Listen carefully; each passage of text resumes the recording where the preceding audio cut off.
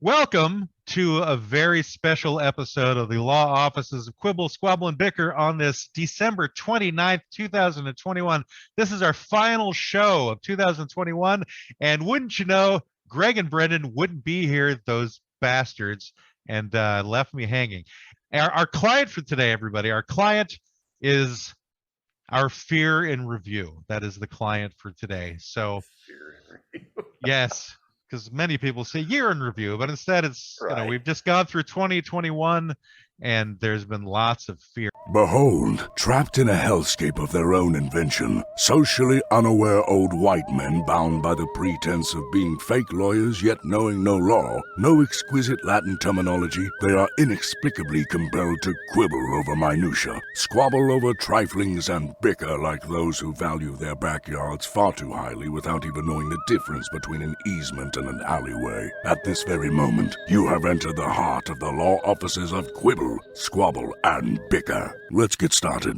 We also have a special sponsor for this episode, and the sponsor is called Replacement Host. Many of us feel loved and have many friends. Life is generally sociable, but sometimes those friends and loved ones disappear. This leaves us with feelings of isolation, abandonment, rejection, and outcast. Here at the law offices of Quibble, Squabble, and Bicker, we know how that can be. Sometimes Brendan disappears and leaves you all hanging, wondering, where is he this week? Where can he be? Does he not care about me anymore? Will the show survive? Well, today, not only are you abandoned by Brendan, but Greg has also chosen to find better things to do than fill your life with his positivity, free spirit, and alcoholism. Yes, today you're stuck with Matt as your only host. In times like these, some of you may turn to alcohol or drugs to make it through the week because Greg and Brendan have deserted you in your hour of need. If this happens to you, though, order a replacement host. Just add homemade whiskey. In only 15 minutes, replacement host will take over for your missing friends, and it'll be like there never was a problem. Replacement host, only available in North Dakota, also known as Sanchez El Dorado. So thank you very much, Sanchez El Dorado. You are most certainly welcome. I'm happy to do it. For coming along and helping me with this show. Let's talk to Nick Tabor. Nick Tabor is one of the co-hosts of the podcast Movie Theater Time Machine. He's been on our show before with his wife, Kaz. But today he's on to discuss a little bit about his personal trainer business. And then we'll ignore most of that and get right into the client. So... Oh, hi everybody. Matt, thank you for welcoming me back. I'm Nick Tabor, movie theater time machine producer and all around lucky idiot. And I have a personal training business, Nick Tabor Fitness. Tabor spelled Taber. Fitness spelled Pitnezz. That's correct. Yeah. Okay, good. All the business, all we can do, and really Snoop Dogg tried to bless that one, but it didn't really work. And you sure it wasn't Snoop Lion blessing you? Right. Dude, wouldn't that be awesome? That would be great. I think you can hire Snoop Dogg through Cameo to do things like that. I know he's expensive too. Yeah, probably. I bet he would be. It's like $1,000 like 3 minutes or something. I find it fascinating that you know his rates. I know, right? Why do you know his rate? Were you actually looking into it? I did. I did. Yeah, I did. I was gonna. My grandmother turned 96 this year, and I was really gonna try to find something like her favorite actor of all time is Robert De Niro, but he's not on there, and I don't think he even knows how to use a computer. But then I'm like, okay, what would be really funny? I'm like, okay, Snoop Dogg. I bet you there's probably some drag person out there, like a drag artist, who's like Robert De Quiro, and you could get them to do it for like $5. That'd be hilarious. Oh my God.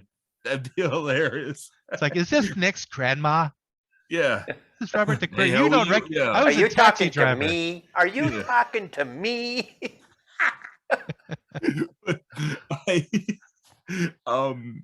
I think, oh man, that would have been funny.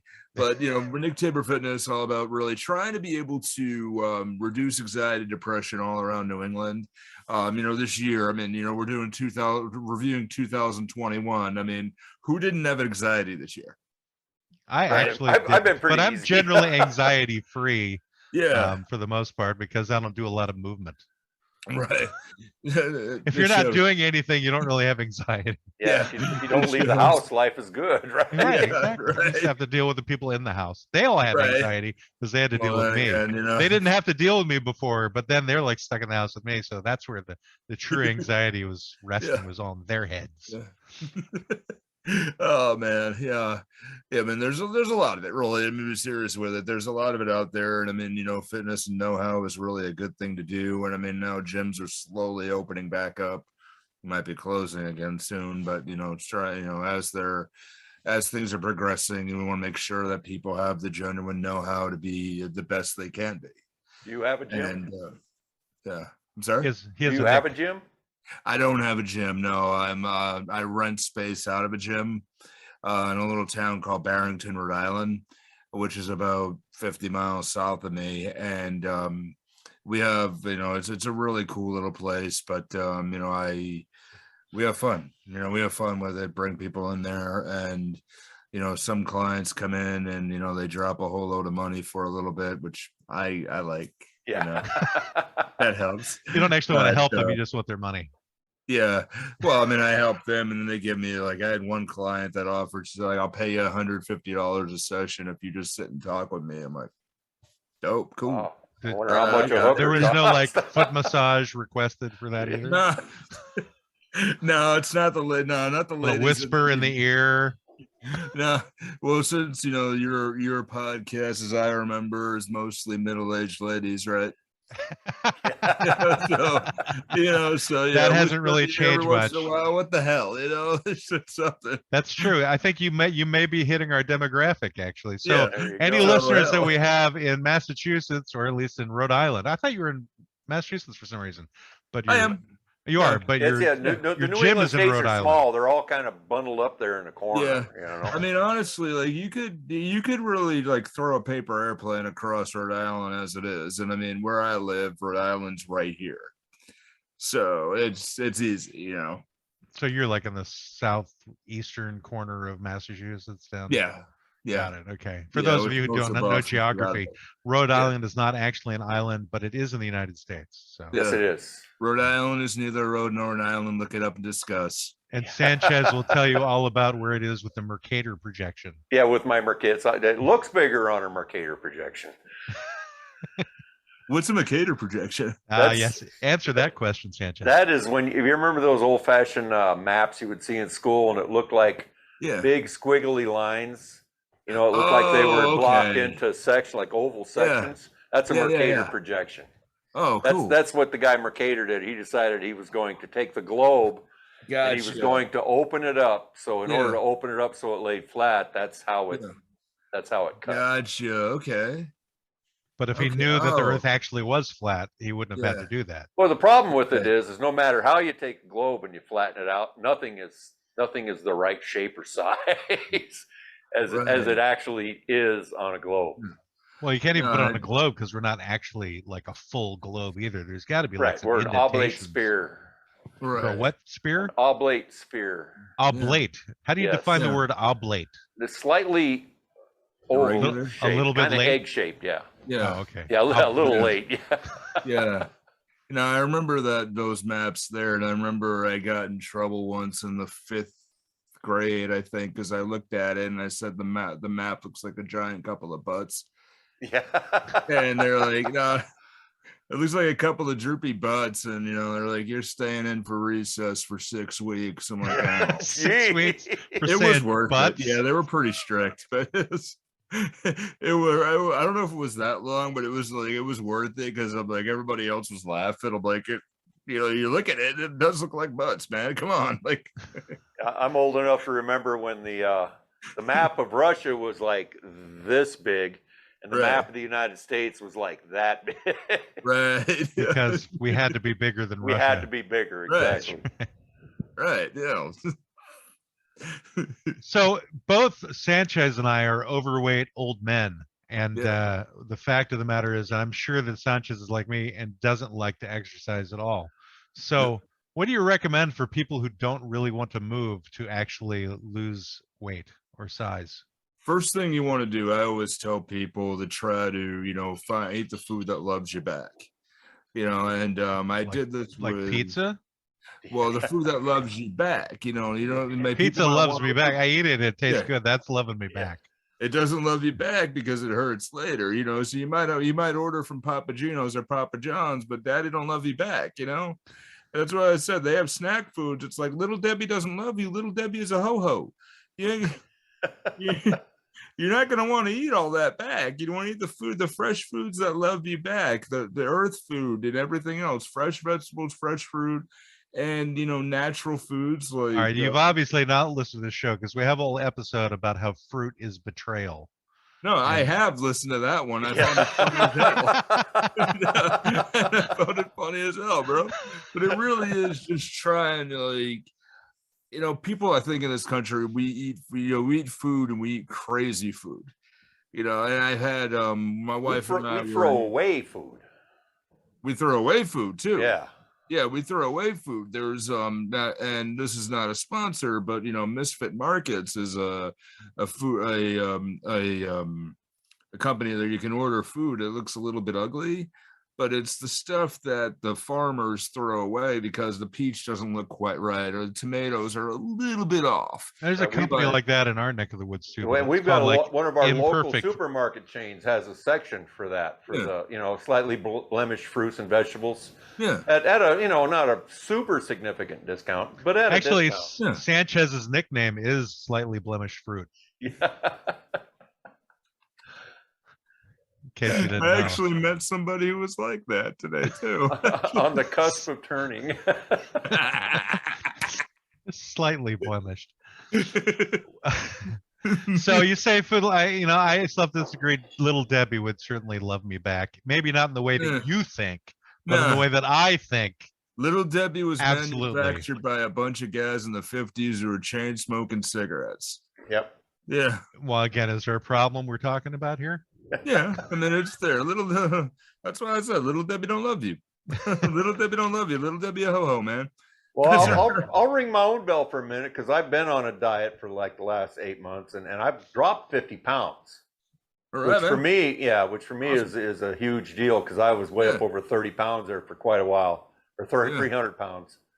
Dude. And it wasn't working for me. I mean, I couldn't do stairs. I couldn't go walks with my little friend that I babysit. Yeah. And you're right. It's the food. I tell you, I mean, you guys can see this, your listeners won't, but this was me at 305 pounds. Wow. What? It actually removed your glasses. Yeah, right. They wouldn't fit around his fat head.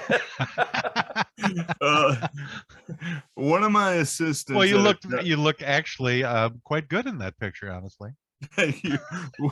One of my assistants said I look like a mechanic. You never question how they fixed anything. They just did it.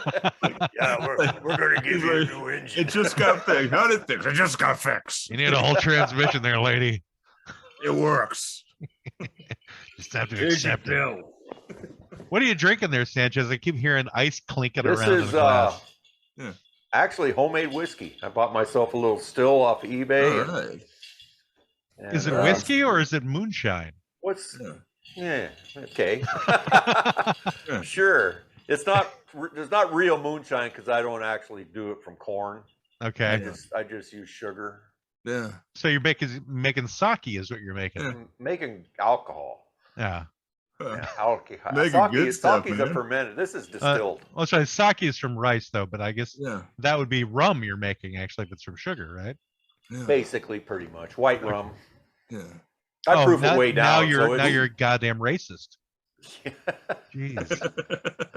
It's like I try to keep the racism off the show, but what do? I pick some guy from frickin' North Dakota. Yeah, well, my theory is everybody is a little bit racist, and I don't care who you are or where you're from. Yeah. I think it's just bred into us. Well, since you brought that up, so how are you racist, Sanchez? Well, I mean, I try my hardest not to be, but I have biases just like everybody else does. Well, there's bias and then there's racism. Well, okay. Yeah. You're the king of putting people on a spot. You know that, don't you? Yeah. That's what the speaker view is for on Zoom, is definitely putting people on the spot. Yeah. As soon as the words come out of your mouth, that your face is the one that everyone sees. I just, I mean, my father was a terrible racist. I mean, Are there he good actually ones? Are there good racists? Well, no, but he wasn't the best racist. He was like kind of racist. He but left he could have been a better racist. He left an entire a town C-plus because there was a rumor that somebody was going to move into our neighborhood. So we picked up and had to move. Oh wow! Yeah, my grandmother, 100 miles away. My dad's mother was 100 like miles away, really? Yeah. Oh yeah. He was like that. My dad's mother was like a full-blown like KKK type racist. And I didn't know this because I never really hung out with her because my dad was in the Navy. We moved around a lot, but I got to spend some time with her once. And like Jesse Jackson was doing a speech on the radio, and she made some comment about, how we don't let those kind of people in our town. Last one was found strung up at the edge of town. And I was like, holy fuck. Like, what the hell am I related to? And then it answered so much as to why my dad got out of Tennessee. Right. To get away from that type of perspective. Yeah, my dad was in World War II, so there was some people that lived about, I don't know, I went to school with their kids. They were like in the next neighborhood over, but they were Japanese. Yeah. And he just could not believe that they would let Japanese kids in our school. They were American kids. They, they'd grown, they'd never known any life but being in America. Yeah. But he just couldn't believe. He went on and on all the time. Oh, stupid guy. I mean, get you into a good school. Yeah. So he was running the internment camps basically for when the Japanese were. Well, Japanese Americans were put in camps here in the United States. They put one on his family farm after he grew up and went to high school and then got out of high school and just started college. His mom and dad, my grandparents, sold the family farm to the U.S. government where they put an internment camp. Wow. Ooh. Yeah. Damn, dude. Yeah. Crazy. So, I mean, I had grandparents who grew up in segregated neighborhoods. Right. And around where I am, I'm in the city of Fall River. There was a Portuguese community, there was a Spanish community, and there was other communities here and there, and then nobody really blended. And over the years, I had a grandfather he lived up in New Hampshire, who was he didn't say anything, but he was known to be racist. Uh-huh. Right. And over the years, he just said, what was I thinking? And he campaigned for Barack Obama in the last few years of his life. That's good. And people do learn and they grow. Yeah. Well, I thought Obama was still alive, though. Yeah. That was his grandfather's life. Yeah. Thank you for catching that, Sanchez. He passed away like shortly after President Obama was elected. And he's like, okay, we did it. It's awesome. And he had his ex-wife, on the other hand, a grandmother I had no relationship with, was absolutely the polar opposite right till the day she died. And, she was just, I remember a similar story. I remember when she was a kid, and we had a family in a house, a few houses down, and we lived in another city. And, I was going to go play basketball, and she's screaming about, why would I want to play basketball with those kinds of people? And I'm heavily censoring what she said. Yeah. And I turned and I just looked at my dad. I looked at her and I said, what the F are you talking about? Now, I was 6, 7 years old. It was the first time I ever enunciated a swear. I knew what a swear was. Yeah. Because, I mean, as boys do, you talk with each other and you don't talk with the parents. Right. And, you learn all that stuff in the schoolyard. And my dad looked at me and he's like, his eyes really wide. He's like, well, he pulled me in the room and he's like, you just said that to your grandmother? He's like, yeah. He's like, okay. Yeah. Say it again, kid. Say it again. Moved on. And I mean, he was the same way. Everybody else is out like further west and everything and scattered about. We're over here just kind of doing our thing. Just doing our thing. It's funny how people get like that, but it's good that they learn, Oh yeah, absolutely. Yeah. You want people to learn, to have those epiphanies where they go, oh yeah, maybe I shouldn't be such an asshole. like find ways to. That was my grandfather Bill's life. It's just okay. I don't need to be an asshole today. Yeah. I'm just gonna go ahead and do stuff. Yeah, my dad finally had to get off of it because my sister married a black guy, and he loved my sister. So if he wanted to see her, he knew he had to, make adjustments. Did he want to make adjustments? I don't think he wanted to, but he was willing to do it. I mean, yeah. And I thought, I didn't. Me and him never got along, right? So yeah, I didn't see him for probably 18 years before he died. Oh. And part of that was his attitudes. He wasn't. Right. It was always his way or the highway. So I took the highway, and got the hell out of there. Huh? But and my sister, she's gone now too, but she would press it. She, you didn't mess with her because if you said no, she was going to show you yes. And she would literally, at first, he didn't want to have anything to do with it. You know how I feel about that, So she would literally, she was at his house banging on his door. Open the door. I know you're in there. Whoa. Yeah. Wow. All right. Well, I'm all for miscegenation. I think it's necessary. Yeah. Should mix all races is my opinion. Well, we want everyone to become a shade of mauve. Exactly. Yeah. What the hell? And then we'd all be based upon who's like a darker shade of mauve or not, and then we could have fights because of that. All right. Well, we're just going to move on into our client. I hope I've given you enough attention, Nick, to your business. Oh, we're good, man. We're good. Yeah. All right, good. So we're going to move into happy to be here. Damn it. Yeah. Well, that'll all, God damn it. That will all change probably at some point.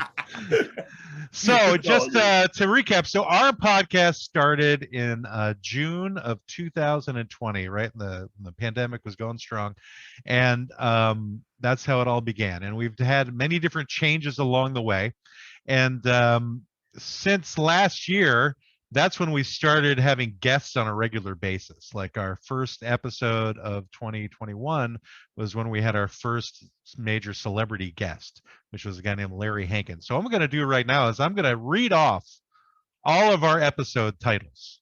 And Sanchez and Nick, feel free to stop me at any point if you want to get into what maybe the client was at the time or ask me about who the hell this guest was. And coming into the new year, we're not actually going to be having as many guests. They'll be few and far between. The first month, we're going to have about 3 guests, then 1 like in February is what we've got left. But basically, Greg and Brendan suck as human beings, mainly because they're not here today. That's the main reason. But then also because of the fact that Greg's never wanted guests. Like he's always been like, I want us to just do our own thing. And he thinks that we got away from true creativity because we brought guests in. And Brendan's like, well, some of these people are idiots and I don't want to talk to them. Yeah. Which, granted, could be true. But regardless of that, I like talking to everybody. So I'm like, all right. I tried to keep it going for a while. For a while, we were actually using 2 publicists at the same time. We were doing 2 shows a week. And that became too much for everybody. So then we went back to just doing 1 show a week, and now we're kind of sliding the guests out, unfortunately, but we'll still bring in guys like you on occasion whenever Greg and Brendan, it's no longer like my monarchy anymore. It's like more of a democracy where they'll vote on who gets to be a guest for the show or not. So not like I was trying to be a monarchy, but it was more like I'm trying to do something to see if we can get some popularity. But we learned that nobody really gave a shit about our show for the course of this year. Our listenership is not stagnated, but it's never really like gotten huge jumps. Yeah. Although we're starting to get a little more motion on YouTube, but not so much in podcast land. So YouTube, we're moving along. But anyway, I get you. Blah blah blah. Well, I think the whole YouTube podcast thing is starting to blend together anyway. I mean, true. People won't take time to sit down and listen to something where they will take time to sit down and watch something. There's podcast purists out there that say that anything that's on YouTube is not a podcast because that's the guy. Those are the people who work and they have the ability to put their earbuds in, and they get their head down, they start working, and they listen to podcasts all day. Yeah, I tell you, that's what we do with Movie Theater Time Machines. The same thing. Yeah. You listen to podcasts all day long? Well, yeah, we listen to it, but our listenership really is just people who, okay, I've worked all day. I hear you guys chatting about movies, or people who are on long car trips. And I need to hear some other people talk besides my wife. And, and I'm like, that actually is a review. That was the Casablanca episode. It was like, thank you guys for talking about something so I didn't have to talk to my wife. I'm like, 5 stars. I'm like, glad we could help with marital harmony. Keeping your marriage together. All right, well, let me get this show on the road. So our very first episode of 2021 took place with I'll just read them off. Season 2, Client 1. The client was Homo sapiens, Love It or Leave It, with legendary character actor Larry Hankin. Season 2, Client 2, You Light Up My Life Sustainably, with actor entrepreneur Scott Valentine.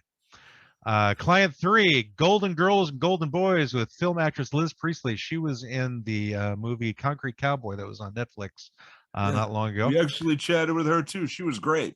Yeah, she was fun. Was she the one who missed the Texas Ranger joke? Would she do the interview by the pool? No. Okay, she was an African American lady. She was in Concrete Cowboy. Yeah. I did catch that one. Yeah, that was a great episode. 5 minutes in the last 5 minutes of the movie. That's where she was. Yeah.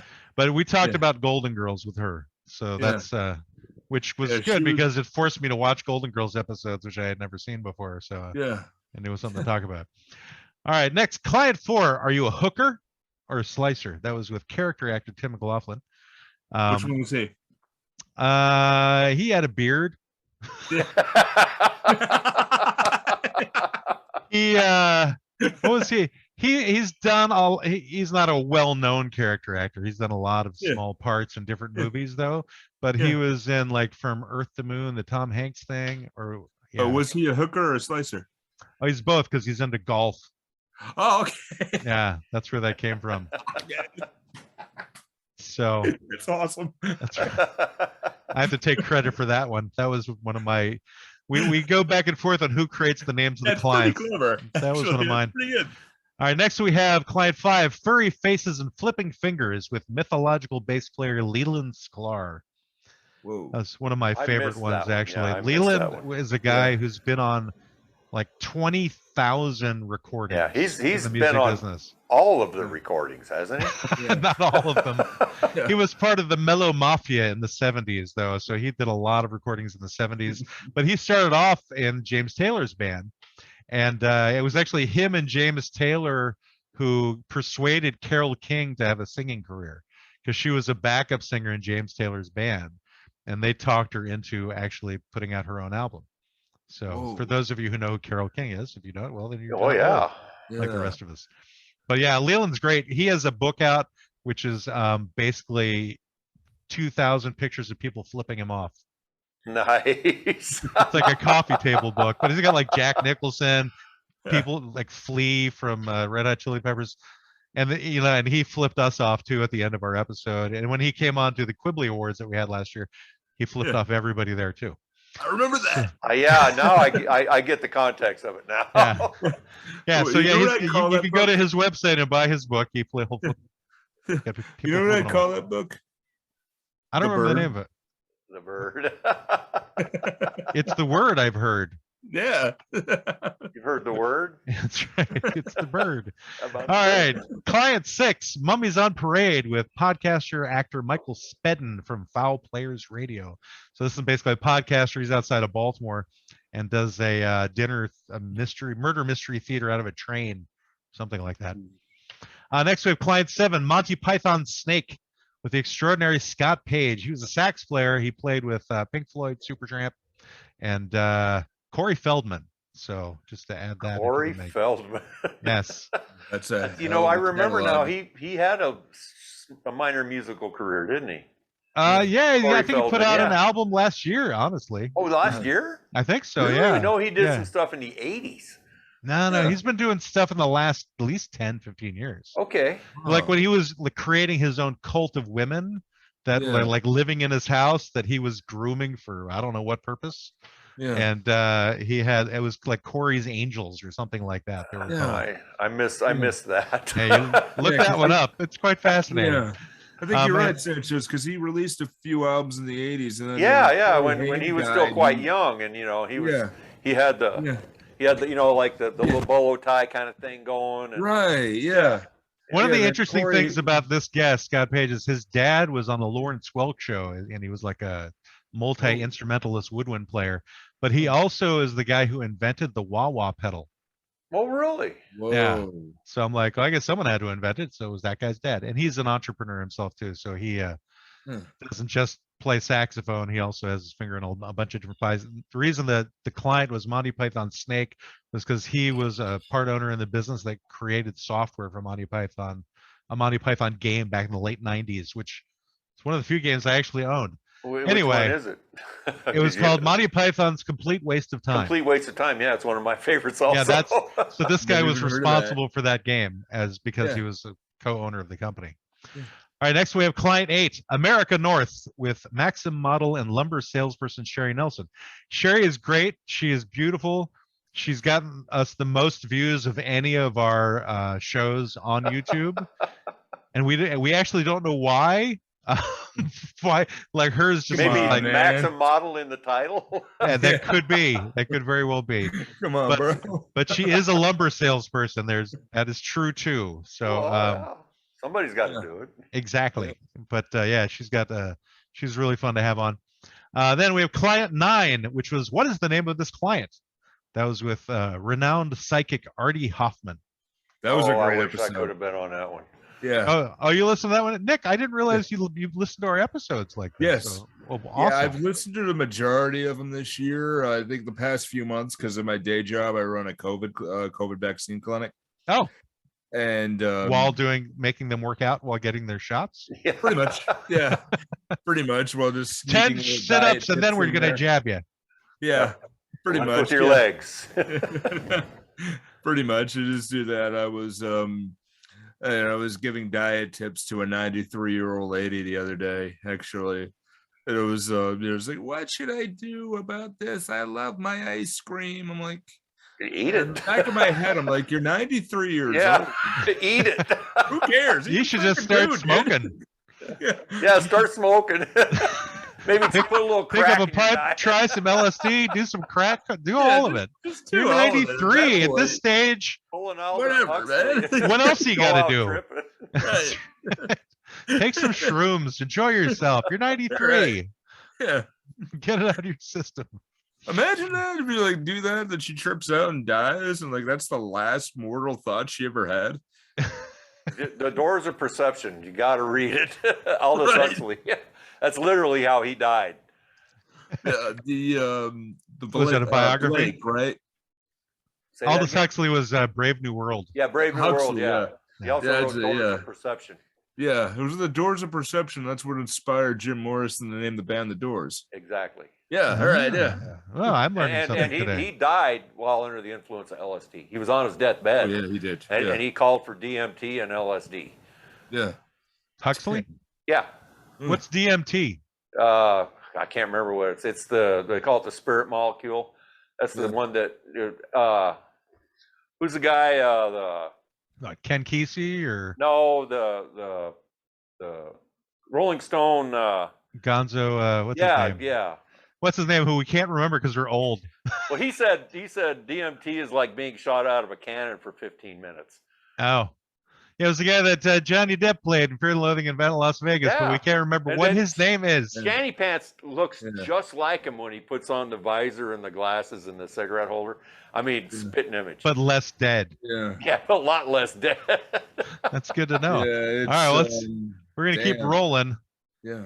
Because I'm a narcissist. So Client 10, Fedora the Explorer with charity music event promoter Soho Johnny Pasquale. That was my least favorite episode due to the sound quality. Yeah. That guy's volume was so low. It wasn't because of him. It was just because the sound quality was so low, so hard to hear him.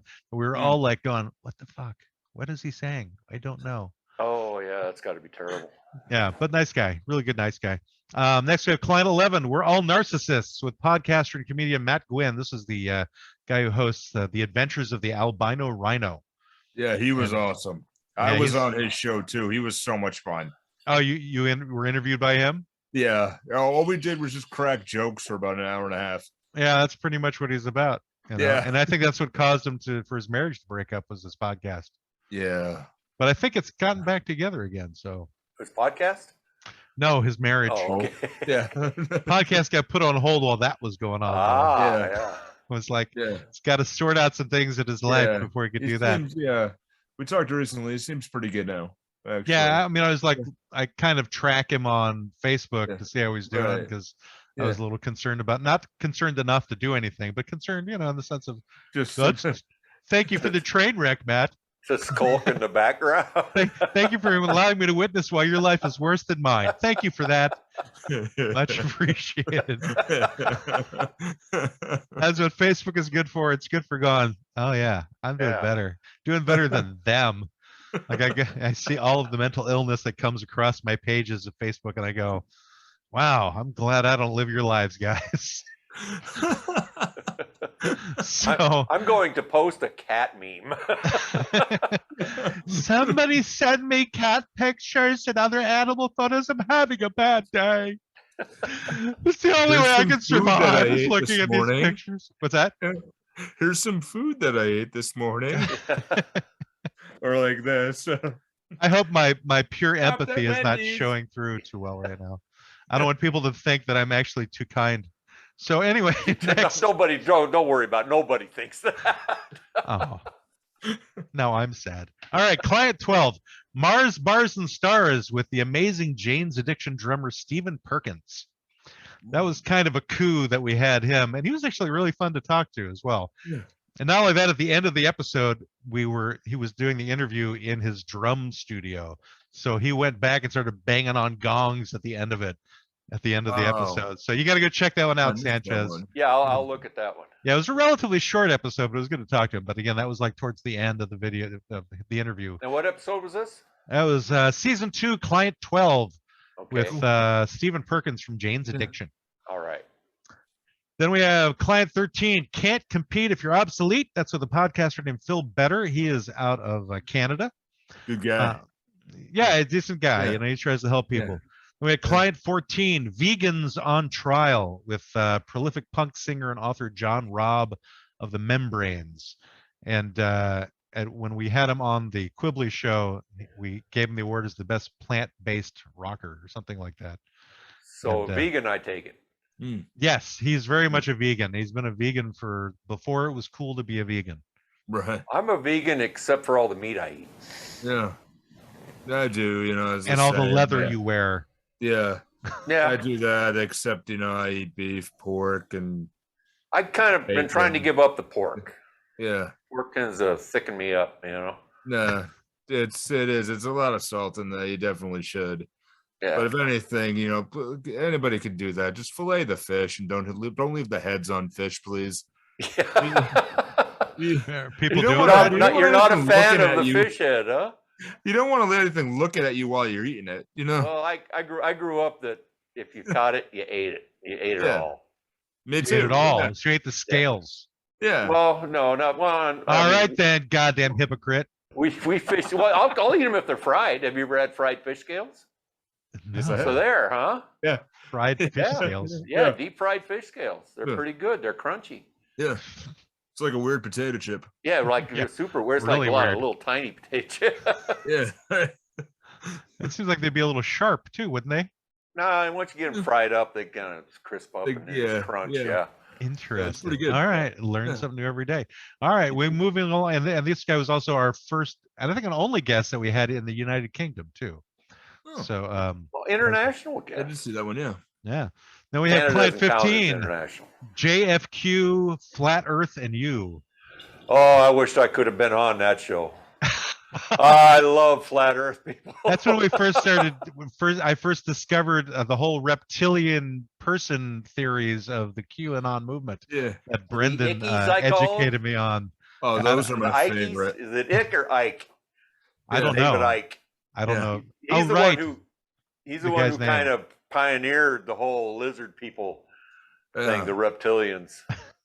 I mean, as I heard that, I'm like, wow, people have totally lost it. I mean, the conspiracy theories are just like the best entertainment ever. Like, I think the best, not to get too political about it, but it's like, okay, JFK Jr. is going to come back. And he's going to be like, and he's going to run with Trump. That is the funniest At whatever. First, they were both going to come back, At first, it was both of them. Then they kind of realized, well, maybe he was really dead because half of his head was in the back seat, Right. And, that's maybe he won't come, but his boy will come. It was a look-alike. His boy, JFK Jr. JFK Jr. will come back, but he'll come back in that same spot where his dad was killed. Yeah. He'll come back. Okay, everybody waiting around. He'll come back. Oh wait, he'll be back next week. Okay, let's all get back together next week. The thing that was the most the thing that was the most unrealistic about it all was the fact that, not even the coming back from the dead part. It was the fact that JFK Jr. would come back to run with Trump on a ticket. Right. That was the thing. Like, even if let's say he'll come back, thinking that he would actually go on a ticket with Trump, and I'm like, I'm like, all right, I'm willing to suspend some disbelief that maybe he didn't die in a plane crash. But I can't suspend the disbelief that he would. That's the most believable part of it, that he didn't die. Right. But that he would run with Trump? Like, I don't see it happen. He's a Kennedy Democrat. That ain't happening. Obviously, I'd be willing to bet that 85% of all those people that were falling into that group were born way after probably Junior died. Oh, way after that. That they don't even know who he was. They just know that he was a Kennedy and his father got assassinated. Now he's dead. Supposedly dead. It's like, why do they even care about him because they were born after he died? Anyway, moving on. Honestly, if you really want a theory like that, just go really crazy and say John Lennon faked his death and is going to come back. Everyone's all of us he are could dead. too, because just go with that. Just go, okay, Imagine was about imagining this guy winning the presidency. So we're all in the Matrix is where we are. He's gonna run with Ted Cruz. Right. Ted Cruz and Marco Rubio for governor. Anyway, Client 16, this land is my land and so is your land. That was with Allied artist guitarist Rocky Kramer. Then we have Client 17, like sandwiches through the hourglass. That was with the grandson of Curly from the Three Stooges. I like that episode. I watched that episode, and I like that one. Yeah, he was a good guy. I enjoyed talking with him.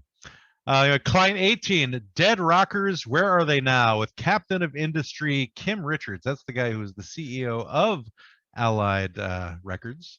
Allied Artists, I mean. That was also a pretty good episode.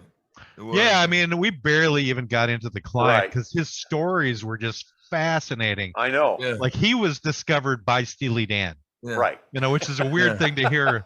And he wasn't even an artist, but that's how his career started. And then he went up touring with Andy Gibb in Australia, and that's how kind of like his career took off, was because of that. It was really actually got a. So what is the deal with Brendan and the progressive rock movement? He seems to have a. Brendan and Greg are both punks, right? They were both born and raised. Well, I knew Greg was. I didn't realize that Brendan. No, Brendan was in a punk band too, and he used to hang out with the punks in the Pacific Northwest. Like, he knew Kurt Cobain. Right. Yeah. Cobain was famous, when he right? was on our show. Yeah. So he knew him before Cobain was famous. He was just like some guy from the outskirts of some heroin somewhere guy, in Hicktown in Washington State, who would show up every once in a while with his junkie girlfriend. And that's basically how Brendan knew him, because Brendan was part of the punk scene at the time. But now Brendan has an issue with progressive rock for who knows what reason, because he's a fucking elitist. That's really what it comes down to. So anyway, moving on to Client 19. And he'll go, I can't be an elitist, I'm a punk. We love you, Brendan and I go back 30 years. And so but I get to say these things because they can't defend themselves. They're not on the show today. How dare they? Exactly. They're probably not even going to listen to this episode. So whatever. All right, Client 19. I don't understand advertising. That was with internet radio mogul Dean the Pipe Man Piper. And that was one where all of us agreed that he would never come back on our show again. I think I'd missed that one. So he was an interesting guy, but I dug into his background. It looked like he was like convicted of some felony from up north, and that's how he kind of wound up in Florida, was because of some kind of very shady dealings. And so I was like, oh, this is fascinating. Do you suspect he was on the run when he was on your show? Or just having a new start in life, possibly. Well, everybody deserves a second chance. Sure. Client 20, We're Not Funny, with former comedy agent Bruce Starr. And what we learned was he wasn't funny. So, so he wasn't comedian Bruce but Starr. He has an interesting show on YouTube where he used to represent comedians, and he would get some interesting comedians to actually come onto his show. So he had like Bobby Slayton on his show, and Bobby Slayton was insulting the crap out of him the entire time. It was hilarious. And he had the Unknown Comic on, because he used to represent the Unknown Comic at one point too. And the Unknown Comic was freaking hilarious and went to the bathroom while he was being interviewed. So that was the Bruce Starr show, which is, I think, called the 80s, the Golden Age of Comedy, something like that. And then the one that we've all been waiting for, which is Client 21 in season 2, which was Hateful Pulp Dogs with Nick and Kaz of Movie Theater Time Machine. I liked those two. They were so funny. They were the best. They were the best guests you guys ever had. Really interesting conversation. They were great. Should we dig into them a little further? Do we have anything you want to say about them? I mean, Movie Theater Time Machine's probably got to be one of the greatest reality shows or improv that we've ever had. The best podcast in the world. The best ever. Tell me, Matt, what is their podcast? Their podcast is where you get into a movie theater and it takes you back in time. Oh. Movie Theater Time Machine. I mean, ours is, our slogan is to keep things real to real. Get right. It? Yeah. Hey, I'm a huge film noir fan. I mean, I have a collection but not as huge as it used to be since he lost weight. Yeah. Well, I mean, last month at the time of recording this, we actually, we try to stay away from movies made past 2000, but we gave a gift to us and we reviewed the Sharknado series. Yeah, something I've kind of made a promise to myself. I can't do it. You got to. Like, they're so dumb and stupid, but my God, it was the most joyous thing. Like, just to see these people who are taking a horrible script. You got to know, I sat start to finish through Plan 9. All right. Yeah. Start to finish. Same thing. We did Plan 9 too. Yeah. Same shit. It's the stupidest crap. I had never heard of it. This is from somebody. In 1979, 1980, I was in San Francisco, Treasure Island. Yeah. And I was in the Navy, and they had this afternoon movie thing, right? The Dialing for Dollars or whatever it was. And they had Plan 9 from Outer Space. And the guy kept coming on, the host of the afternoon movie, going, I'm sorry, people. I don't know where this turkey come from. I think I'm going to have to start zipping things along. Yeah. All right, man. You guys just going to have to stop me just because I have a lot of titles to get through.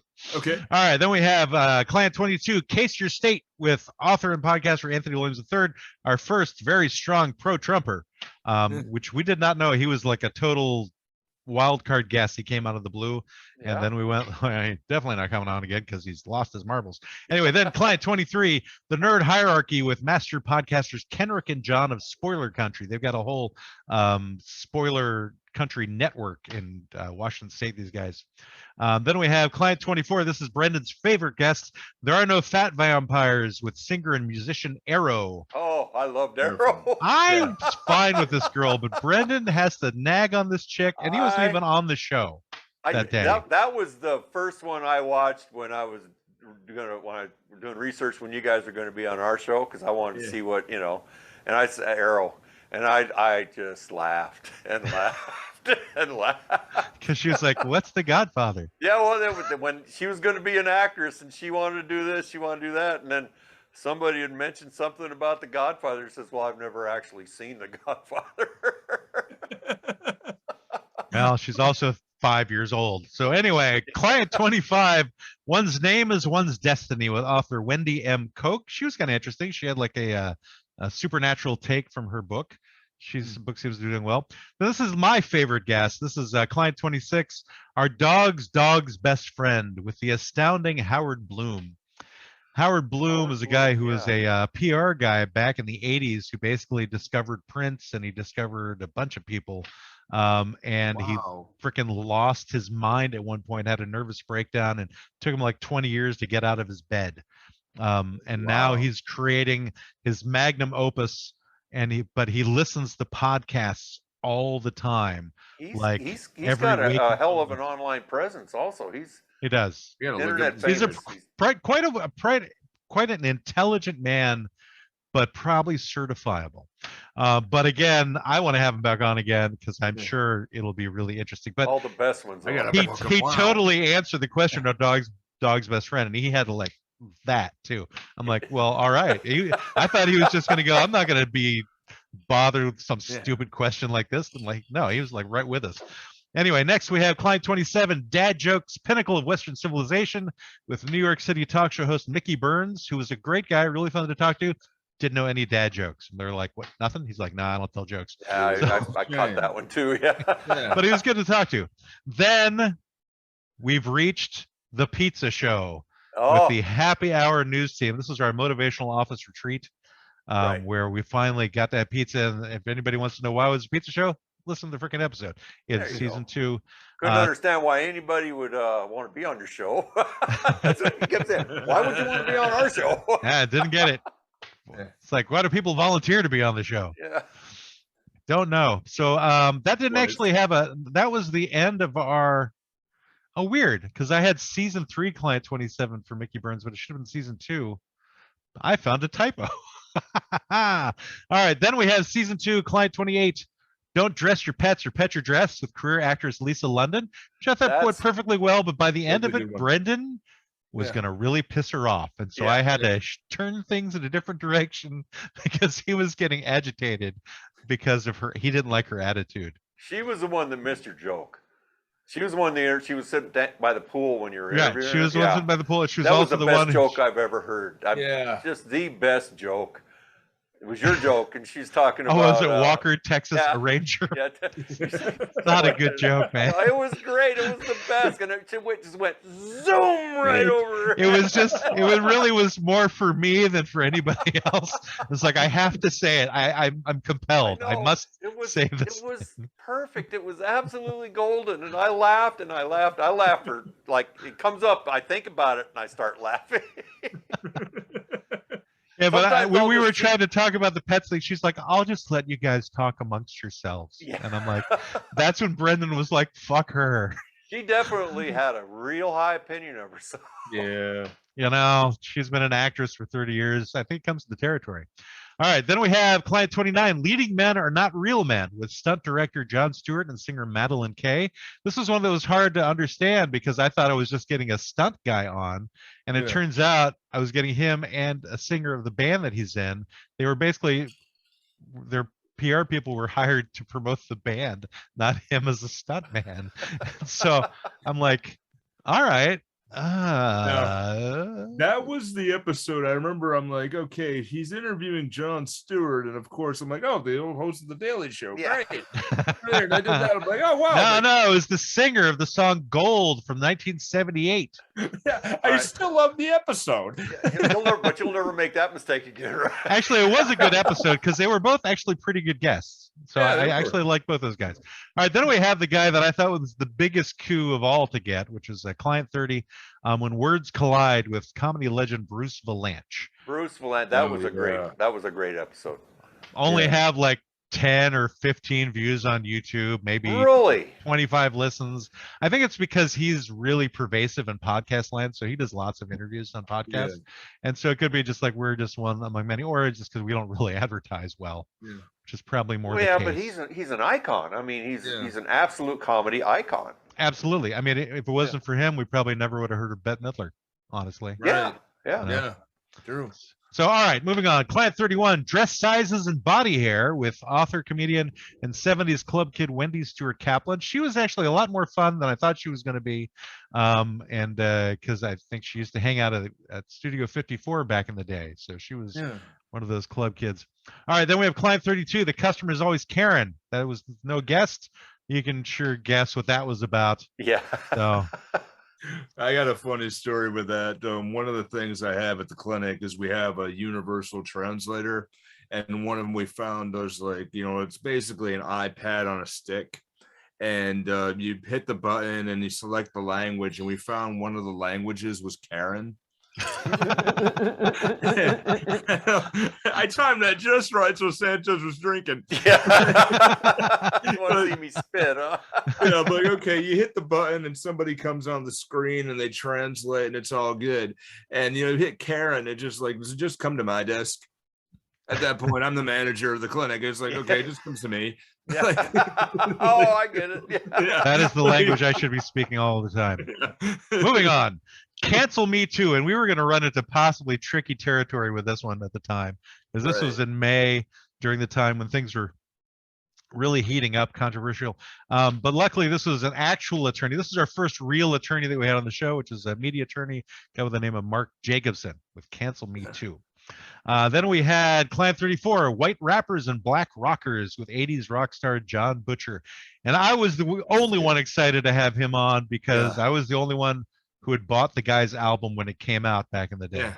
So, but his new stuff actually is. I didn't know. It was a great episode, but I didn't know who he was. Yeah. Yeah, and nobody did. It was just me. I heard his name from the publicist. I'm like, yes, I want him. I want to talk to him. I bought his album. It was but I still want to talk to him. And the fact is, his music now is so much better than what he did back in the day. Yeah, it's pretty good. It's not bad. All right, then we have Client 35, When Rock and Roll Became Muzak with film maestro Randy Edelman. I thought that was a really interesting interview too. This is a guy who's, I think he got like an Academy Award or a nomination for Last of the Mohicans because he did the score for that film. And he also did the score for Dragonheart. And he's married to Jackie DeShannon, which Sanchez probably knows. Jackie DeShannon had like 3 or 4 major hits in the late 60s, early 70s. Anyway. The name, I couldn't tell you what the songs were, but I remember the name. Even I'm not that old. I think Get a Little Love in Your Heart or something. I was 10. All right, fine, whatever. All right, then it's Client 36, Bodily Functions and Bodily Dysfunctions. This was a great episode. You got my attention. Well, that's because I had in parentheses, warning, grossness. Because I think we went into fluids. We went into a lot of fluids on that episode. Yeah, I was participating even though anybody couldn't hear me. I was throwing my 2 cents in just, for whatever. And then our final client for season 2 was Road Rage and Bike Path Bitterness with firefighters Jeremy and Chris from the Washdown podcast. They're kind of interesting guys to talk to because, they're like real people. Yeah. They're like first responders, and we're like, we're useless people. We're not like you. How do we talk to real people who do meaningful things? Meaningful stuff. That's right. I don't know, but I occasionally check their podcast to see how they're doing on YouTube, and they're starting to gather some steam. So I was kind of glad to see that. And then we had our first annual Step Up to the Bar Association Legal Conference and Award Banquet in June. That was our anniversary of when we started the show, and so we brought everyone on. We'll be doing another Quibble Award too, and since you guys are on this episode, guess what? You'll be getting Quibbles, which will probably be something like best replacement hosts or something. Yeah. Something along. I don't know. lines. I thought my Hooter Jones was pretty good. Yeah. It's framed, Hooter Jones. I have a TFT in my office actually. They're like, "What is Bunny's Twist?" or whatever the hell it was, and I'm like, "They're like, okay, they're just really it's a good age test because if somebody does not know Pulp Fiction." I'm like, "Yeah, I ain't talking." You have that framed on your wall? I do. Yeah, we have ours framed also. Yeah. That is awesome. I have nothing framed. I'm like, oh, and you even said TFT, so thank you for that too. Our total like FU to NFTs. That's what that's all about. Yeah, totally fun. I love it for that fact. Ooh, NFT. All right, then we start our newest season 3. We started with Growing Up Bald with commercial producer Luke McCullough, which is a guy that Greg grew up with, and so he knew all of Greg's secrets. So that was actually, he was kind of a cool guy to talk to. Then we had Client 2 for season 3, When Cliches Were New, with Icelandic actor Einar Haraldsson. That was a pretty good one. He was great. I like that guy. Yeah, And I learned it sounded like that he was really easy to talk to. He was, I guess, because he's like a former Icelandic cop as opposed to an American cop. Right. Different. We had him on our show, and he unfortunately didn't really get the time, and he was gracious enough to stay up till 2:00 in the morning talking. Wow. Iceland time. And he talked about the what was it when he had to guard Sandra Bullock, and he just does this very dry sense of humor. And I said, "How was it, guarding Sandra Bullock?" Well, it was great, fun to look at her. Yeah. No, I'm like, man. Yeah, he didn't have quite a huge emotional range. No, but gregarious in general. Affable. Affable, I think, would be the appropriate affable, word. Yeah. And also, I learned that it's easy to do incest in Iceland. That's one thing I learned from that episode too, because nobody knows who they're related to, because the names, probably related. The last names change like with every frickin' generation. Kind of like living in North Dakota. Don't throw a rock, you hit somebody you're related to. Well, at least there you can tell the last names are different, but everybody there is somebody's daughter or somebody's son. Well, the problem is you got to be careful of the last names, because they got Messmers and Messers. And what happened was 2 cousins or brothers got mad, back in the day, and says, "I don't like my brother no more. I'm going to change the spelling of my last name." Oh, you're talking about North Dakota? Yeah. Oh, yeah. I don't know what the hell you're talking about. Yeah. You have been drinking. All right, moving along. Client 3 for season 3, A Plague of Ideas with author and writing consultant John Vorhaus. He was an interesting guy. I got a guy. You got a guy. You need a guy? I get you a guy. Okay. So, we're moving on to the next page of names. So we have Client 4. Henry Ford is no Thomas Edison, and Elon Musk is a punk, with comedian Jason Pollock. Actually like that guy too. He was really easy to talk to. He's got his own podcast.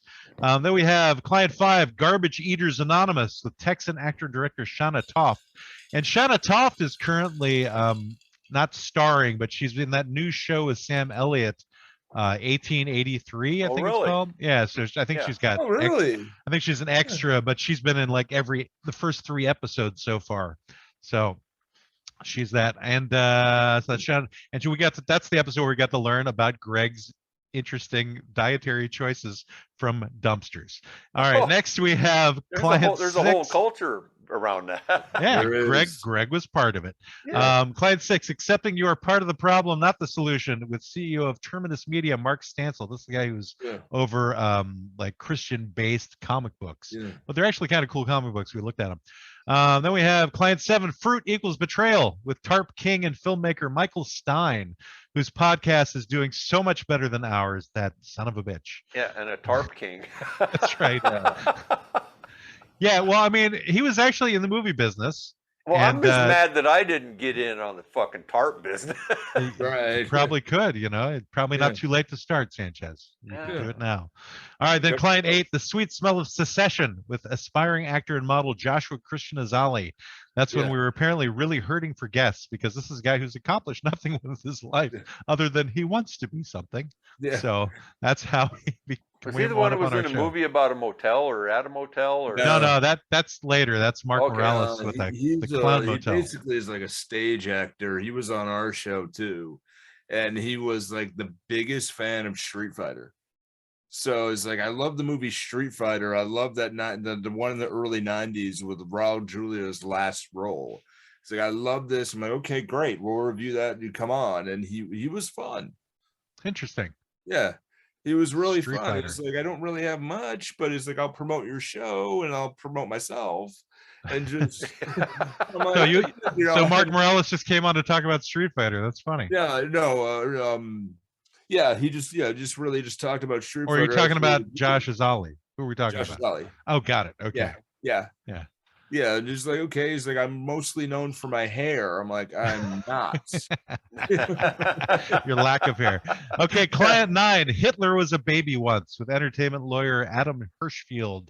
So he was another real attorney that we got on. He was actually pretty funny. Yeah, he was. He had his own jokes. I liked his dynamic with you guys. Is that like, okay, these are the fake attorneys, and he's like, screw it, I'll just roll with it. Right. Yeah, and obviously the title got my attention. And he's like an accomplished attorney too. Like he was a corporate attorney for like NBC or something. And I'm like, right. Why the hell? I'm like, some of these people I go, why are you talking to us? Yeah. I don't know why you're on our show. Well, it's really great when they decide they're going to play, you know? Yeah. Right. Exactly. Well, now we give people the option, you know, we'll do a half an hour. If you can stick around if you want to, or you can leave. Yeah. Which is what makes Greg is happy when they leave. So like he just wants to babble with us the whole time. All right, then we have client 10, Hinges, Bottles, and Other Miracles with the incredible John Velasco, another great guest. This is the guy who discovered he discovered Black Sabbath. He almost discovered Queen, almost signed him. And forget who else, but so many. ABBA was another one that this guy signed to. It's like, you're like a freaking legend and nobody knows who you are, man. This is crazy. So then client 11, Thought Crimes and Misdemeanors with self-help podcaster Wise Otero, who I just found out today just came down with COVID. So hey, well done, Wise, for sticking your nose probably too near to somebody else's nose. Yeah. So getting yourself a nice case of COVID. Wise his podcast is starting to do better too, so that's good to see. Then we have client 12, Tradition is Poison with those bastards Brendan, Greg, and Matt. Then we have client 13, Batman Wears a Diaper with just Matt and Greg. So that was I don't remember how we came up with that one, but I think we were thinking like, what happens with these superheroes when they got to use a toilet somewhere? Well, I'm like, well, they probably got to wear a diaper. You know, like if you really want to get the Joker, just take that thing off. There's no zipper in the suit, you know. Yeah. It's true. You never see zippers in. Oh no, that's a thing. If you talk to these actors that do the roles, that's their thing. Is there's no zipper in the suit. There's no way out. But you just said it. It just hit me. There's not a zipper in the suit. You can think about that. Like Superman has to do something. Yeah, well, Batman, I mean, he's got like layers on. Spider-Man, there ain't no place to hide in that thing. No. You know? Yeah, Batman has a utility belt, so he could probably like just canopper his way out of that. Well, I just watched an interview from that new English kid who's doing Spider-Man. He insisted that they put a zip in the suit. Wait, he's a new English kid? He's an English kid. He just came out of England like the other day. He's a new English kid. He's the old English kid. Hi, everybody. I want to be friends. I can't remember his name because I don't remember much. But I watched an interview with him on the Graham Norton show, and he said, no, I insisted they had a zip. He says, and they put it underneath, you know. Yeah, CGI they just need to paint it green, and they can pee whenever they want. That's all they got to do. CGI that thing. They'll be fine. All right. Client 14 from season 3, Schmear the Queer with comedian and author Ike Avelli. Now, I wasn't sure if we could get away with doing that, but luckily this guy had a good sense of humor. He was also around our age, too. Yeah. So and you never know to look at him that he's like in his freaking 50s either. I was like, you son of a bitch. You look great. I think that's the one I saw on YouTube, and I think, like, wow, he's in his 50s. Yeah, exactly. Really? Yeah. Well, what a great sense of humor. I mean, he was with it. He totally was. Yeah. That's a guy I'd like to meet in person. Then we had client 15, Pets on Trial with rapper Twism White Peace. You know, I think I missed that one. Yeah. He was actually kind of an interesting guy to talk to. You know, he had an interesting backstory, and he's just trying to make it go. He's just trying to stay positive. He recovered from a crime background or something, right? Right. Yeah. I did. Yeah, he had like a near-death experience where one of his kids was almost shot. Right. And he's like, I got to take my family out of here, and they moved to Canada. In Chicago, was that where he was? I was like Indiana, I think. Indiana. That's right. Yeah. And he moved him out. He moved him out of Indiana. All right, and next we have possibly one of my most favorite guests as well.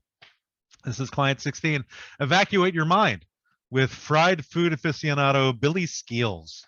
And this is the guy who Greg called a homeless man with a home. And he's like, why are you booking people like this on the show? I'm like, what? The fact is that Billy, in my opinion, was a great guy to have on the show. He got us the most views that we'd had on YouTube in a long time, honestly. Yeah. And not only that, he got us the most listens that we'd had in a long time on podcast platforms as well. So regardless of how Greg felt about him, he was good for at least getting our name out there a little bit. But honestly, he was cracking me up through most of it because he was like out of his mind. Not quite completely grounded. Is that what you're saying? Yes. It's like there is something that involved a head injury somewhere. And but he was definitely the thing about our guests is that I generally wind up having questions about things that they say. And so I ask the questions that come up because I don't want to leave them hanging. I'm like, I want to get these questions answered. And he had so many questions that I had to ask. I'm like well, but hold on a second. Like, why was the roof missing from your house? What? I'm like, so you said the guy was turned on your fryer, but it wasn't a fryer? Like, what the hell is he turning on? Where did he, what? Anyway, so that was that episode for me. So I can't wait to have him on for the anniversary show. All right, then we have a friend in need, a friend indeed, and a friend in weed. That was a show basically discussing the fact that I have no friends. Except for 3. I have like 3 friends. So, all right, then we have Client 18, which is That's a Fine Looking Werewolf, with director and playwright Mark Morales. This is a guy who was doing a movie outside the Clown Motel. Right, yeah. I like that guy. Actually, he was totally on with us from like the beginning. Right. Because Brendan had our sponsor for that show, which was the Incelerator or something like that. Yeah. And this guy went, this helped me get rid of my girlfriend. Yeah. It's like, I give a kudos to the Incelerator for getting rid of my girlfriend. So he was good. And we've had some decent guests. The next one was Client 19, Here Today, Ghost Tomorrow. That was with the Mystic Ghost Paranormal Research Team. And that was like a team of people from Texas who all are into the supernatural and they like are ghost hunters. That's what they do. So it was like stuff that I've never had to deal with nor gave a shit about, actually. Yeah, I passed on that one on purpose. Did you? Yeah. You should have listened to that one. Yeah. I mean, come on. Why pass on any of ours? We're gonna say something inappropriate. I guess so, yeah. You know? Well, a guy can only hope, right? Right. All right, then we have Client 20, The Times They Are Estranging. Greg came up with that one. With superheroes Holly Haggerty and Levana Bracci. This one we had our wives on. That was an excellent episode. Really? Yeah, I thought it was great. What made that They brought one a whole excellent? new dimension, a whole new process to how we look at the whole podcasting thing. Yeah. Really, I'm curious now. How did that change your perspective? Well, because I'm not married myself, but I do the podcast with Shanny Pants over there at his house. Yeah. And it's not that nice over there. It's not that nice. Either somebody's upstairs making noise and banging, or there's a kid crying, or there's a dog barking, or I get it. Yeah. You know. And he's like going, "Hey, you want to shut up there?" Yeah, I was literally facing the corner of a wall at Brendan's house. And to my right was Holly's office. So her door was closed. And then my wife was behind me at a coffee table, and Brendan was upstairs.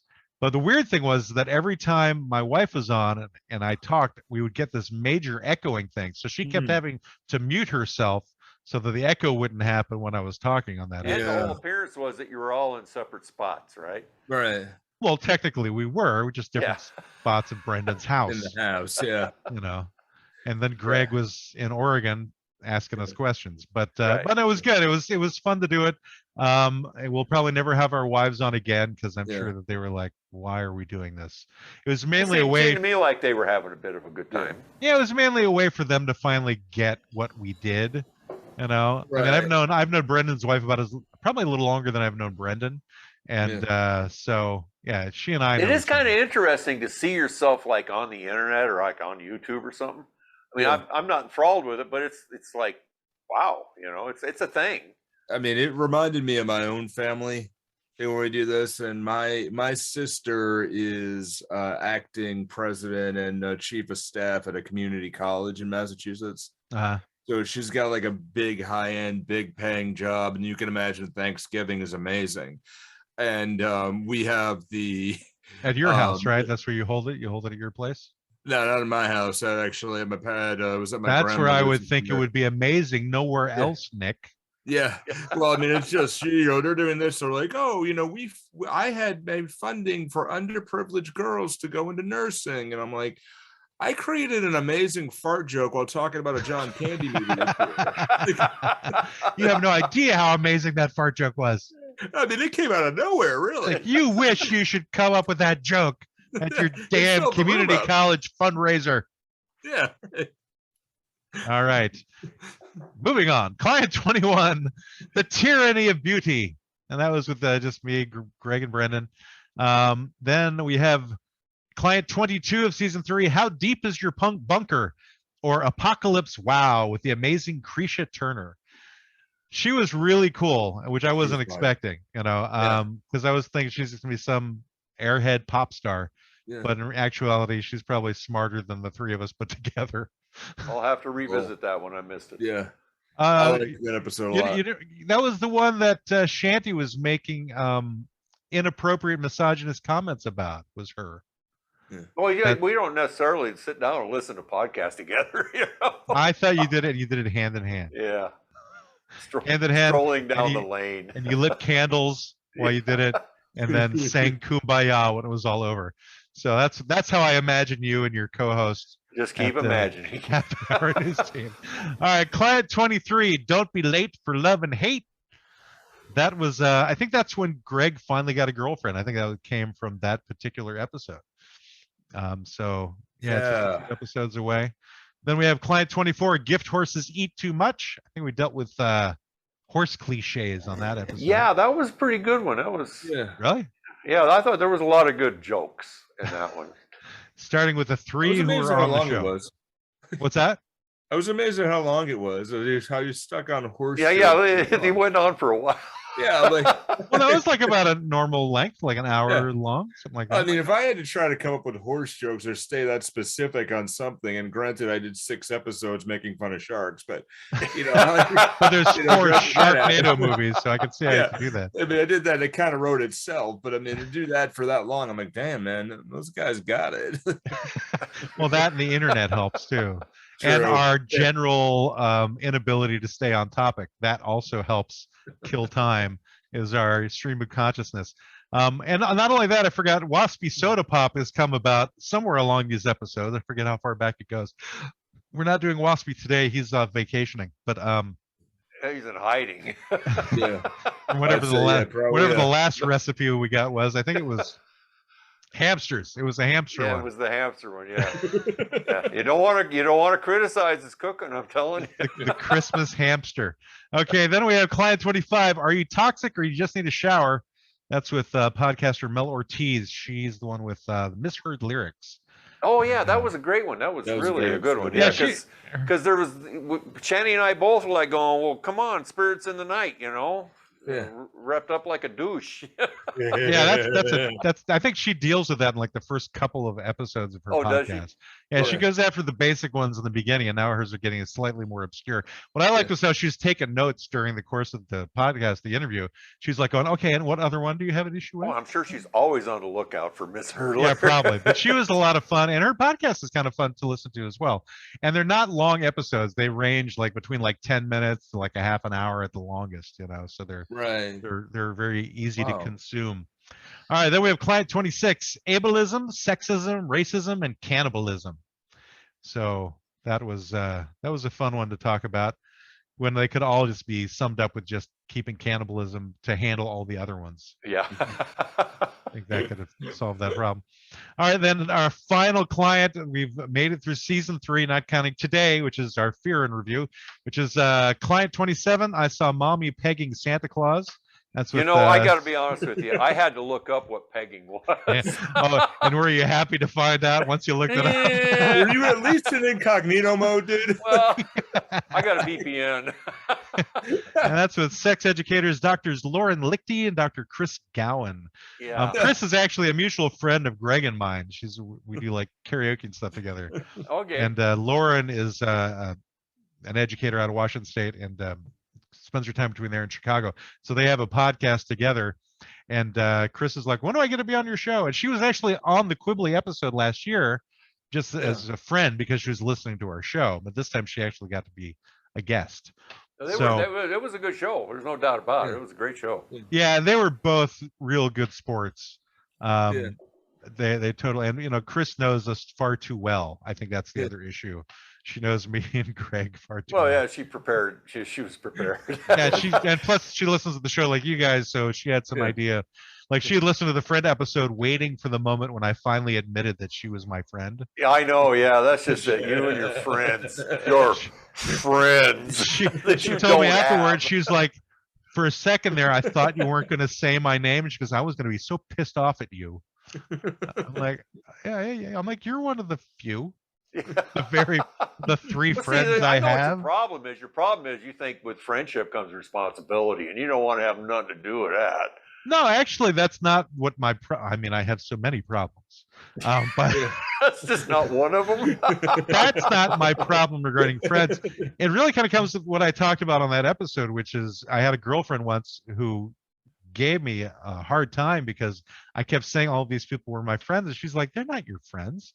They're like acquaintances. They're not really how long friends ago was to this? you. Oh, damn. This was 30 years ago. Okay, well, I'll buy into that. Friendly acquaintances. Yeah, so I have lots of friendly acquaintances. There you go. You know, but for me, in reality, is like if I have any kind of connection with a person, I will consider them a friendly acquaintance. And if they're in trouble and it's within my means, and I'm willing, which is the key one. There you go. The willingness, I will help somebody almost every time. You know, if I'm willing. If I'm not willing, I'm like, sorry there. Even if I'm not able to help them somehow, I'll find somebody else to help them. You know, I'll get somebody else to do whatever the thing is. So anyway, that has been our fear and review recap. Now, the thing is, I did want to talk a little bit about fear because there's been a lot of fear over this last year. Right. Starting with January 6th of last year, when we had a guy who was in the White House who didn't want to leave. Yeah. And I didn't want to see him leave. I wanted to see people drag him from the White House. Yes. I didn't want him to leave voluntarily.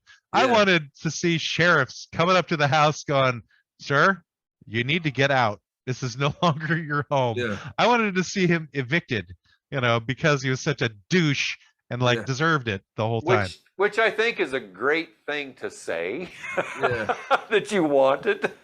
Yeah. Oh, it's not just a great thing to say. It's something I wanted to see. I know. Sure, it may have caused a civil war. Sure, it may have caused people in certain parts of the country to raise up with their weapons. What the hell? They were doing that already anyway. Yeah, right. So let me ask you, Matt, how old were you when Vietnam stopped?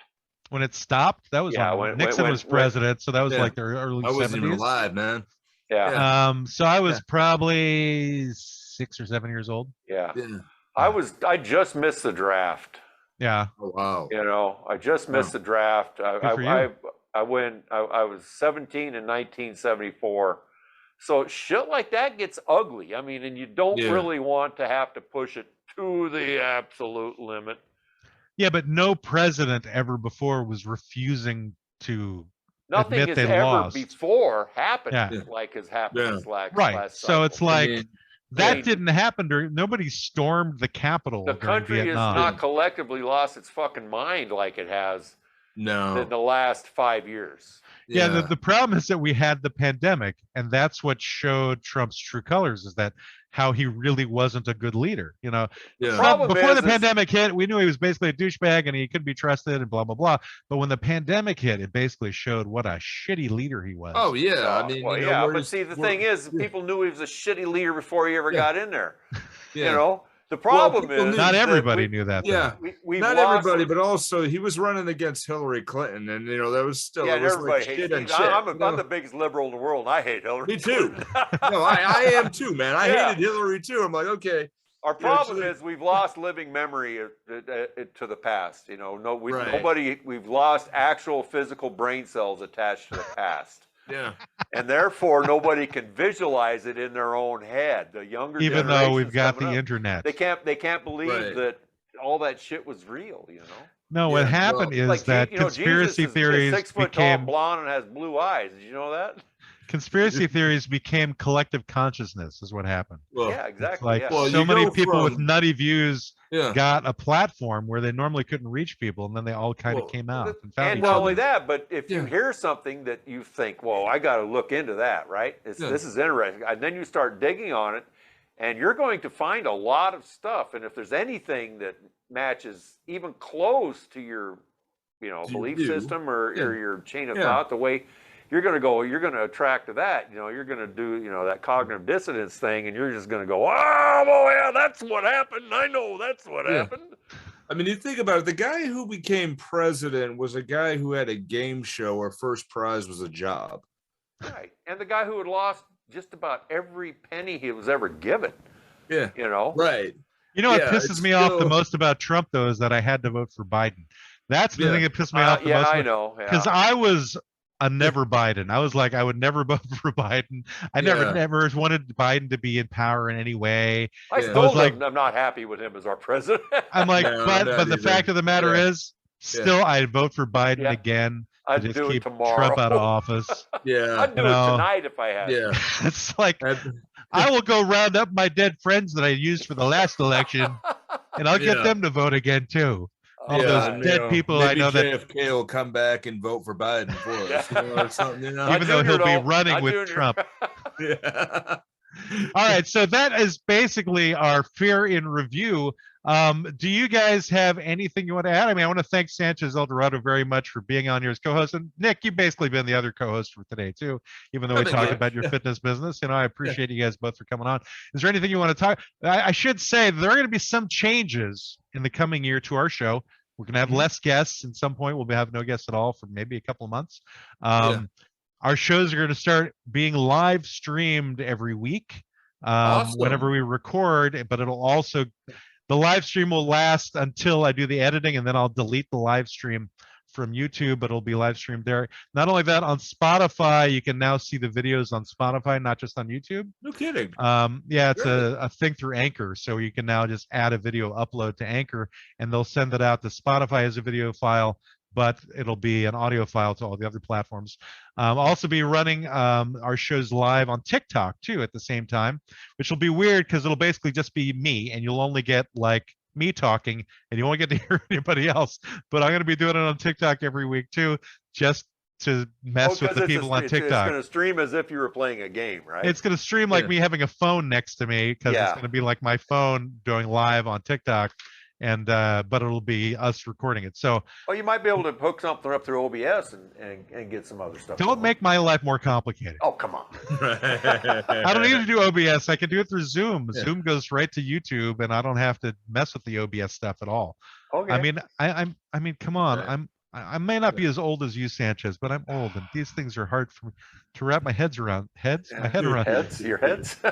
That head, and that head. These three heads, the hydra that is the law office. Is whenever Greg is like, tell me, put something on Patreon, do this other thing. I'm like, okay. I'm like, you first figure out how to log on to Patreon, and then I'll do the thing you ask. I'm like, you get Wi-Fi in your house, Greg, and then I might do some of the things you're asking me to do. Giving me more work, you goddamn bastard. I'm Sanchez El Dorado. I'm half of the Happy Hour News team. Yes. You can reach us at happyhournewsteam.com. We release our episodes on Thursday morning. You're hard to find on YouTube though because of the HR we release thing. On Tuesday morning. Well, the thing is we only do half of our podcast on YouTube when we do video. And the thing is, my other half, Shanny Pants, he does all the work. So if he isn't in a position to like get the video ready and get the camera set up and everything, we just don't do it because I ain't gonna. I'm not that interested. I was never that interested in doing any video stuff myself.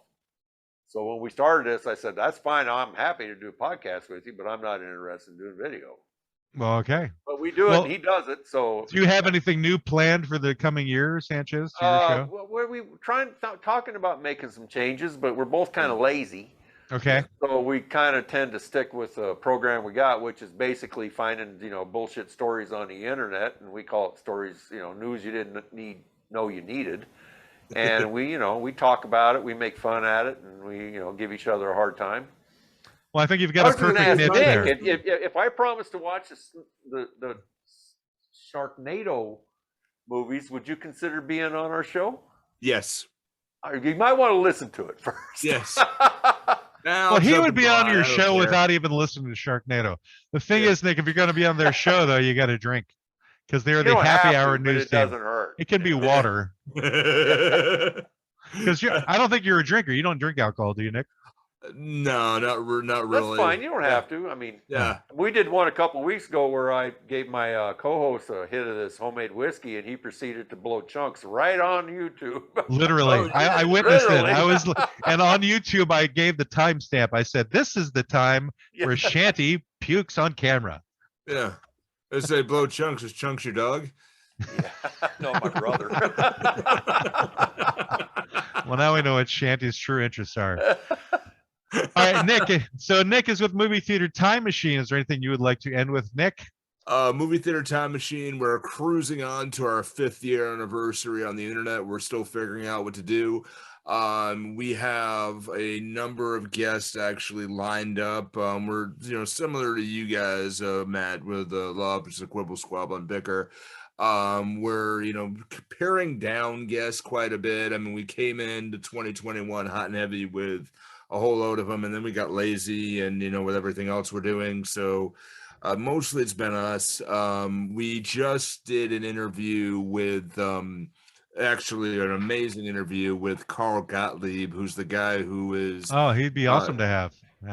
He is amazing and amazing. Kaz and I interviewed him, and he's the guy who interviewed I'm sorry, the guy who wrote the screenplay for Oh no, Sanchez has to pee. It's like he's Greg.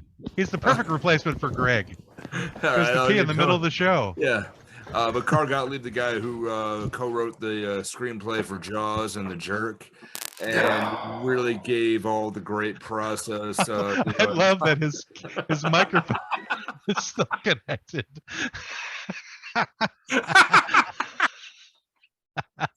We got to hear him in the bathroom go, ah. Luckily, we're not hearing anything else, so maybe he turned it off because I think he might still have the headphones. That was great, but Carl gave a really great thing on his writing process and gave great influence and told us about how to live a great life, and he did really well. As far as what we're doing for January, at the time we're recording this, we have no idea, so we're still trying to shoot from the hip on that one. But it'll be great all to get together. And beyond that, I have 2 other podcasts that we're actually going to be starting. One called The Martial Arts Life and another called Their Stories, where we're interviewing the World War II generation in our area. Oh, find the ones that are still alive. Yeah, finding ones, just chatting with them. We chatted with my grandmother, and she told stories about how she used to went to Newport, Rhode Island, where there's a naval base, and tried with their friends as a teenager and tried to bum cigarettes off the sailors. Never expected a 95-year-old woman to tell stories about that to her grandkids, but goddamn, it was hilarious. Cannot wait to release. It was a bad one. Yeah. Well, Sanchez, I have to say we appreciate you having left your microphone on when you went to the bathroom. Well, that's the beauty of a wireless microphone. It's the beauty of the internet because we have a record of you going to the bathroom. Nice. And the noise you make when you get in there, like, yes, we caught that as he's. I actually saw Nick roll off his chair when you did that. He was laughing so hard. Well, what kind of noise do you make when you really got on YouTube streaming? I don't make them around other people. So unfortunately, this show has gone on really long. We're at like nearly an hour and 45 minutes. Oh, really? And I don't know that anybody's going to care. I'll probably have to do some heavy editing to this. Yeah, you're going to be busy tomorrow. Be chopping things up. No, it's going to be tonight. Tonight, huh? Yeah. You know how I work, Sanchez. I like to have this thing like ready to go by tomorrow morning. Yep. So that it's like I am the one who tries to be professional. 701 three of us. Yeah. Well, it now airs later, not on YouTube, but on Spotify and on Anchor because of the video transcoding. So, do you catch it on YouTube, Sanchez, or do you do it on? Yeah, I watch YouTube in the morning. Yeah, I get up Thursday morning. I get up early. I have my coffee. I go to the bathroom 2 or 3 times, Yeah, so it runs later now on Spotify because they transcode the video. So I'm going to have to figure out how to work that timing. Oh, just as a quick note, Waspy Soda Pop will be returning for the new year. Not only that, we'll be keeping in the sponsors that we have. Maybe one day we'll get a real one. Doubt it. And I don't know if you guys have heard the last couple of episodes where we've added a new segment, which is Ask Greg. Ask Greg. I like Greg. We've been enjoying that one too. And so that'll be going. And as we phase out the guests, we'll be having probably some new ideas come to fruition that may or may not stick around. I don't know how much longer Waspy Soda Pop will be staying with us. Just depends upon, I've actually been thinking about writing a book about Waspy Soda Pop. Well, you already wrote like a page about Waspy Soda Pop. Yeah, well, I've got a whole book in my head. Sounds like you've at least connected with this person. So he's a character. I guess we have to keep him around since he's got a spot in my psyche. He's got his own following now. I want to read it. Yeah. Maybe. Well, I did read the entire tale of Waspy Soda Pop on the air whenever you sent it. So if you read a book, I don't know if I'll go that far. Yeah, well, I don't expect you to read it aloud. No, I'll do it to yourself. I'll do it telepathically to people. I'm like, all right, everybody, I'm reading it quietly because Sanchez said not to read it aloud. So make sure you get this. Just like that, too. That's right. All right. This has been the final edition of the law offices of Quibble, Squabble, and Bicker for the year 2021. This will be airing on the 30th of December, but today is the 29th for as long as it lasts. And I want to greatly thank Sanchez El Dorado from the Happy Hour News Team, Nick Tabor from Movie Theater Time Machine for helping me out when my 2 co-hosts were off doing other things. I believe they're trapping koalas in Australia today. So I hope they're having a good time. Anyway, goodbye, everybody. Your consultation with the law offices of Quibble, Squabble, and Bicker has ended. You may pay your retainer at www.qsblaw.org. Please exit to the right of the water cooler and grab a candy from the front desk. We hope to see you again soon, but you need to leave now. I said leave. Why don't they listen? Get out! Get out!